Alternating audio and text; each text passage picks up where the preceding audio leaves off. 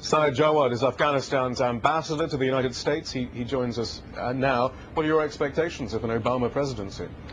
He is sending a very strong message of hope and tolerance all over the world. He has been very clear on the issues related to Afghanistan, such as the importance and significance of Afghanistan in the war on terror, the need for further resources for Afghanistan, and the issue of dealing with the terrorist sanctuaries around Afghanistan. We are looking forward very much to work with his team to formulate some of the ideas that he put forward into a comprehensive strategy. But if he's talking about an escalation of military activity in Afghanistan and perhaps over the border, though, aren't we going to see more wedding parties bombed? No. The reason that the wedding parties are bombed is threefold. First, still terrorists are allowed to infiltrate into Afghanistan.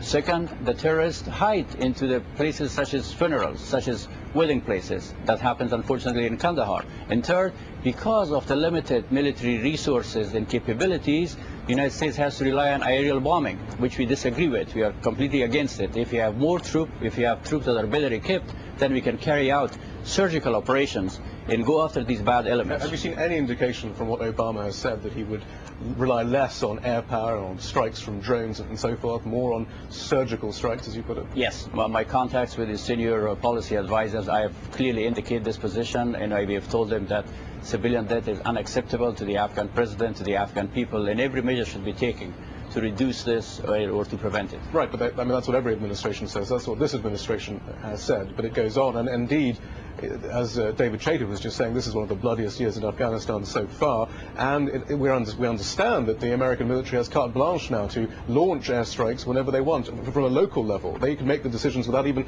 consulting the president right now. That is why we are working with the new president to come up with better measures. As I mentioned, the result is the economy of force. There are not enough forces on the ground to carry out these surgical operations. And when President Obama is asking for an additional 2 battalions, on the short term, this is very much welcome. On the long term, the solution is to build the capacity of the Afghan army and national police force. That could not be done overnight. And the same thing also, we cannot stop the flow of the terrorists overnight.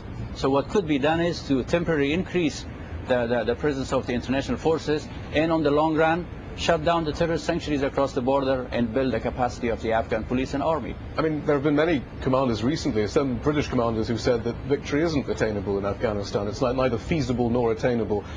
There is that problem that it's difficult to define what victory might actually be. There's little hope, for example, that your government will have some sort of stable administration any time in the future. Well, look, if a British brigadier somewhere in Helmand gets overwhelmed, he should speak for himself, not for the entire nation of Afghanistan.